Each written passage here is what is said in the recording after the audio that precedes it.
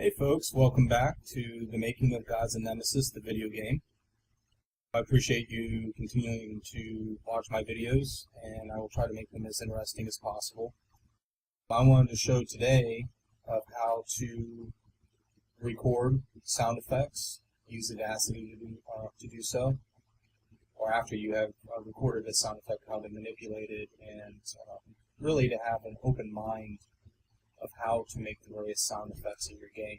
That's something you're going to have to do. Or you can purchase the sound effects. There's lots of facilities out there where you can purchase the sound effects, and that's fine as well. I personally like to utilize the surroundings in some way to make the sound effects that I want. One sound effect that I wanted was the ability to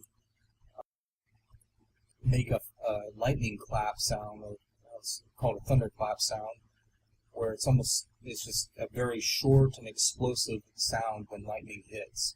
It's one of the sound effects that I was missing in my game. I like what I have where the lightning hits, if it hits the character. I haven't set it to cause any damage, and I don't think I will, because it's a pretty common event.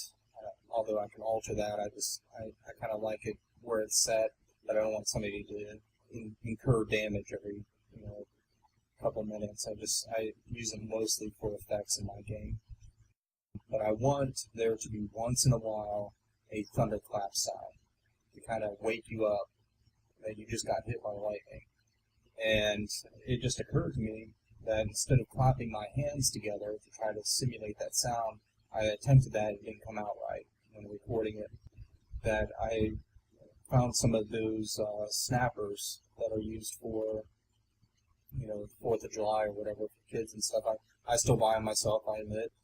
And I'm going to open this up with Audacity. Let's see.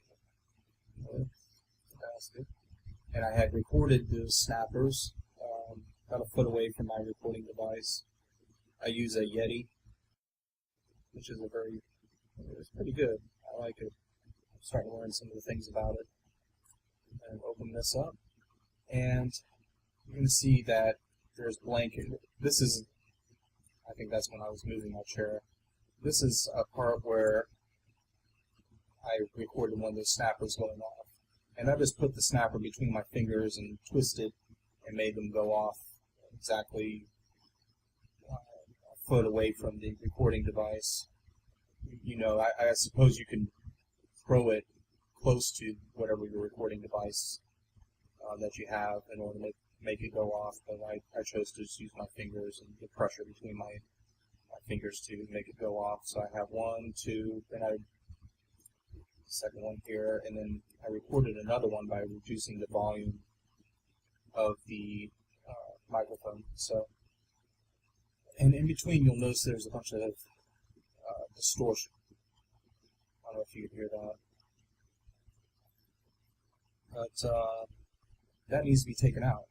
So we're going to go ahead and take that out by getting a noise profile. So you go under Effects, Noise Profile Removal, and you got to get the noise profile first. So you need a good size section so it has enough information in order to take the noise out, the white noise in the background. In this case, it would be my air conditioning unit. Okay. Looks like it did nothing, but it did get the noise profile. And then you go back in and select noise removal again. I have it set at a noise reduction of 24. You might have to make that higher or lower. You have to mess around with the frequency. You can do preview each time. But these are my settings. You can feel free to copy those and make sure it's selected on remove. Hit OK. Bam. There you go. Now you can see there's a big difference. This area doesn't have the frequencies of the white noise as it did before. Now we can isolate these sounds. This is my chair.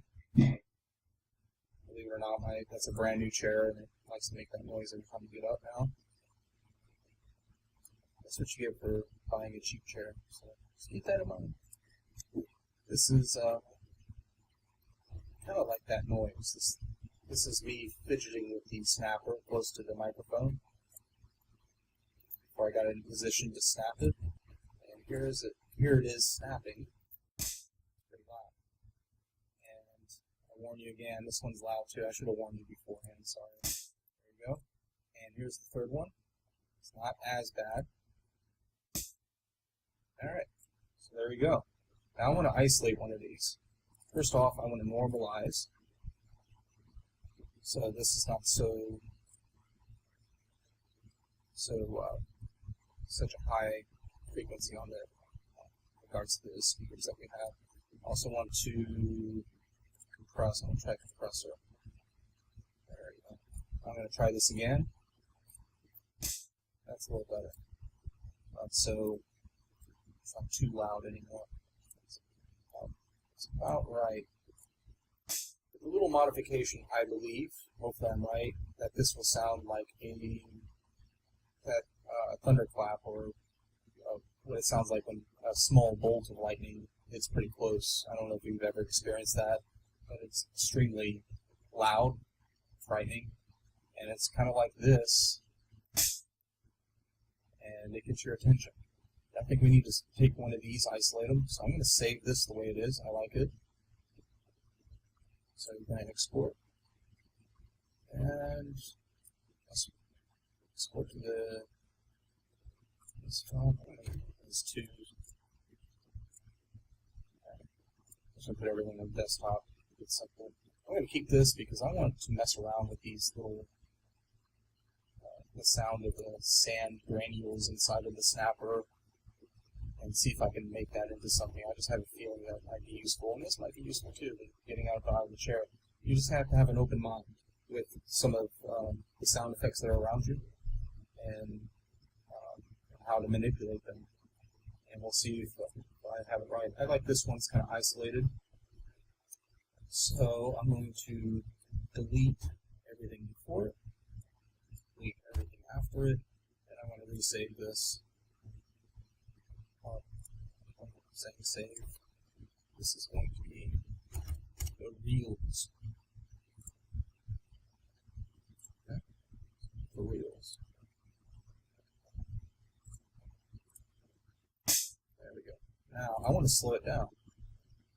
I think I mess around with the pitch. It's going to be maybe a little annoying, so I apologize. I'm going to have to go over this again and again.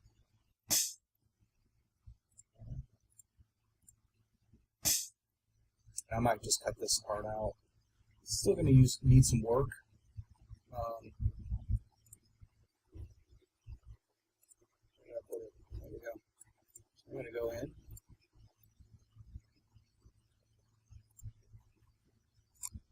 I'm going to keep this silence here. This is the torque folder where my project is. And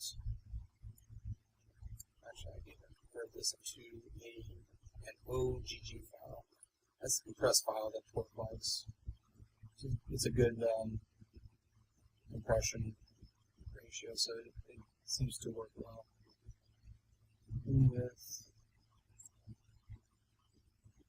Open up with the FSD again. I'm just going to re-export this and cut this part off. Okay, welcome back. And now I'm going to, now that I have the sound effect exported, I'm going to need to make an SFX profile. So I'll just copy one of these that happen to be here. And we're going to call it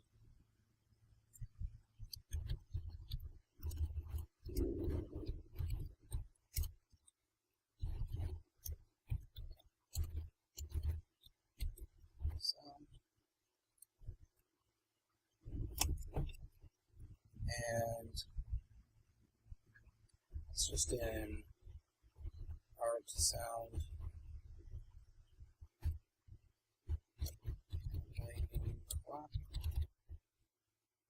OGG.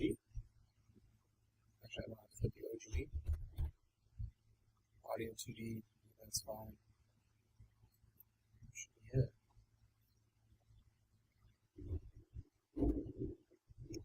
Now we're going to allow the sound to happen when when something gets hit. I only want it to do that one time, so I'll show you a simple if-then statement. It's going to happen.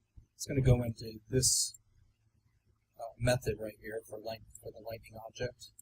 So every time a lightning object is formed, it may apply damage, and we'll bring in the data block. It's a 4-digit, typically a 4-digit, sometimes 5-digit number. The hit position, hit normal, which I believe is the angle of where it hits, but I don't think it really uses. I haven't noticed it being important, and also the object that it hits, which is important. And we'll go ahead and add this into what I already have.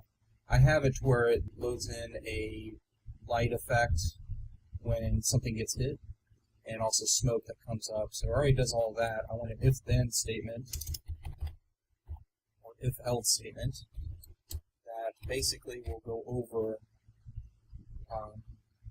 will allow that thunderclap to happen. Matter of fact, it looks like I attempted to do that before. I'm kind of interested to see if that works. I'm going to have to change the weather system to be back to the season where it's raining. You notice in the beginning videos it's raining all the time. That's because that's the season for raining. And ours is lightning clap.